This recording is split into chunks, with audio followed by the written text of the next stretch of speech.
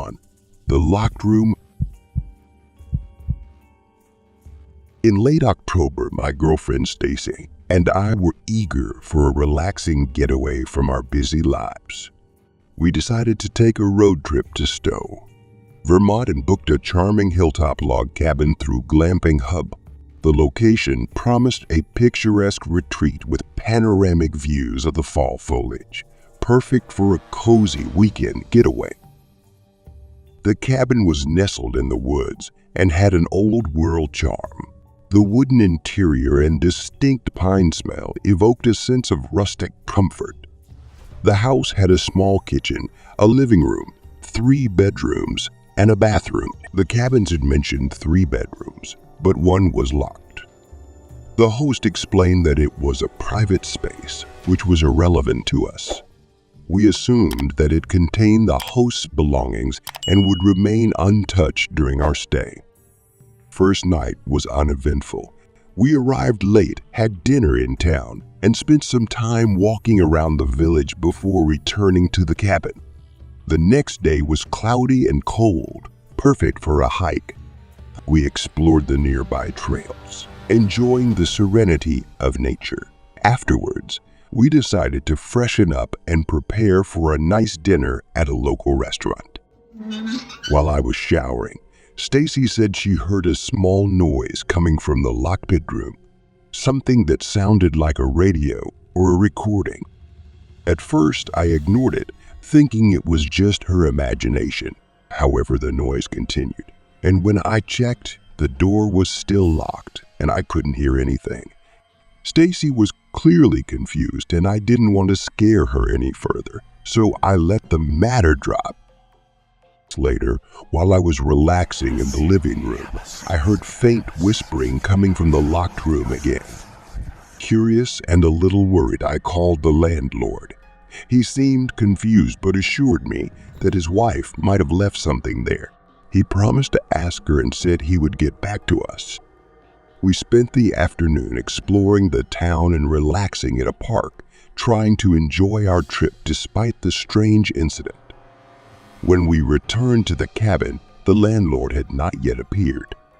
I decided to investigate further.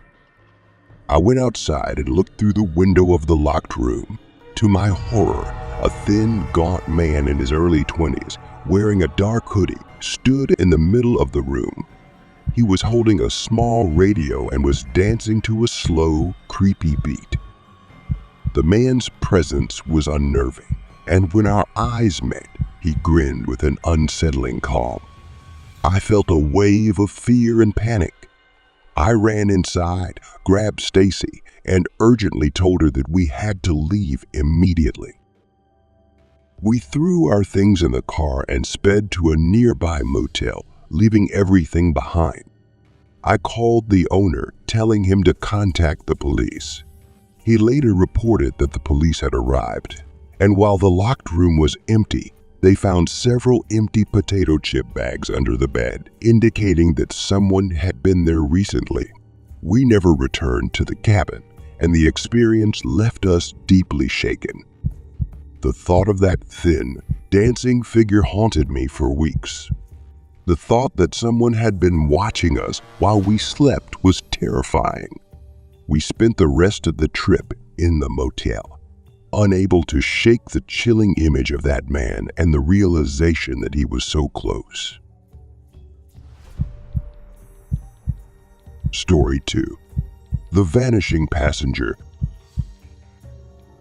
One rainy October night, after a long day at work and a Halloween party, I was ready to head home. The party had been lively, full of socializing and drinking, but I was exhausted. I'd taken an Adderall to stay awake and tried to buy some white pincers from a gas station along the way. By the time I left, the rain had gotten heavier, and the thought of returning to the warmth of my home was all I could focus on. As I drove through the deserted streets, the steady patter of rain on the windshield seemed strangely soothing. Just as I was approaching a quiet residential street, I saw a young woman walking alone in the rain. She was wearing a thin outfit, completely unprotected from the pouring rain. I hesitated for a moment, weighing the risk of picking up a stranger against the discomfort of seeing her soaked and vulnerable. My compassionate nature won out. I pulled over and rolled down my window, asking her if she needed a ride. Without a word, she opened the back door and got in. I asked where she was going, and she simply replied, "Just down the road." Her voice was soft, almost a whisper, and I didn't ask any more questions. I kept driving, the only sounds being the rain and the rumble of the car engine. As we approached the dead-end sign, I glanced in the rearview mirror to check for her. My blood ran cold. The back seat was empty. I slammed on the brakes and stopped the car on the side of the road, frantically searching the back seat and floor for any sign of her. There was nothing, absolutely no trace of her. Panicking, I got out of the car and looked around. The street was eerily quiet, lit only by sporadic streetlights. My heart raced as I noticed a fence to the right of the car. On the other side of the fence was a cemetery. A chilling thought crossed my mind. Had she disappeared into the cemetery? The connection between her mysterious destination and the cemetery sent a shiver down my spine. Silence, jumped back into my car, my hands shaking as I started the engine.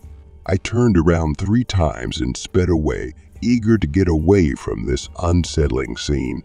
My mind replayed the encounter over and over as I drove home, struggling to make sense of what had just happened. Had I imagined the whole thing, or was it something supernatural? When I finally got home, I was still shaking. I told myself it must have been an elaborate prank or a figment of my imagination fueled by fatigue and alcohol. But as the days passed, the encounter lingered in my thoughts. The image of the woman disappearing from the back seat and the strange awareness of the cemetery haunted me. Story 3. The Pumpkin. Last October, my friends and I were excited for our annual Halloween adventure, and this year we chose the Haunted Corn Maze in Oak Hill, Ohio. The maze is known for its scary attractions, promising a thrilling experience, and we were eager to immerse ourselves in the spookiness. As we lined up, we overheard some local kids talking about a disturbing incident from the year before. They said the maze had to close for a night because a customer was injured by one of the actors. This story added a little fear to our excitement, making us even more nervous as we entered the maze. The maze started with the usual jumps and scares, actors jumping out from behind corners and spooky sound effects blaring from hidden speakers. We made our way through the winding paths, enjoying the Halloween-themed decorations and the occasional scare. Coming to a fork in the road, we chose the safe side, assuming it would be less intense than the dangerous side. As we walked, we encountered a man dressed all in black with a strange blank mask. He held a pumpkin and insisted that we take it. His behavior seemed strange, but we thought it was part of the maze's trick. Despite his insistence, we laughed and took the pumpkin. The actor stopped following us, and we continued through the maze. It wasn't until we reunited with our friends at the intersection that the pumpkin became a topic of conversation. They were curious about it, and we joked that we should take it home as a souvenir. As we neared the end of the maze, we finally examined the pumpkin more closely. To our horror, we discovered that the pumpkin contained severed human fingers. There were some fingers crudely preserved and a creepy message written on the pumpkin. "Always watch," accompanied by a smiley face. The sight of the fingers made our blood run cold. We immediately alerted a nearby worker who also seemed shocked and unsure of how to handle the situation. She called one of her superiors, who contacted the police. The maze was closed and officers arrived to investigate. The police conducted a thorough search of the maze but found no clues to the identity or whereabouts of the person responsible. The severed fingers were sent for forensic analysis, but no matching bodies were found. The experience left us deeply traumatized, and the memory of that eerie pumpkin haunted us long after we left. The corn maze, once a fun Halloween attraction, became a terrifying experience that none of us will ever forget. The idea that someone would use a maze to stage such a terrifying spectacle is unsettling. Even now, the thought of fingers hidden inside a pumpkin sends shivers down my spine.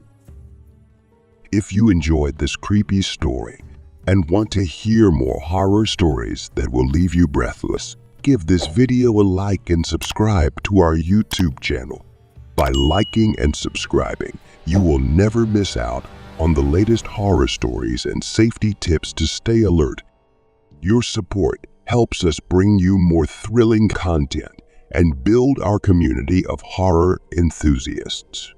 Don't forget to hit the notification bell so you'll be the first to know when a new video is released.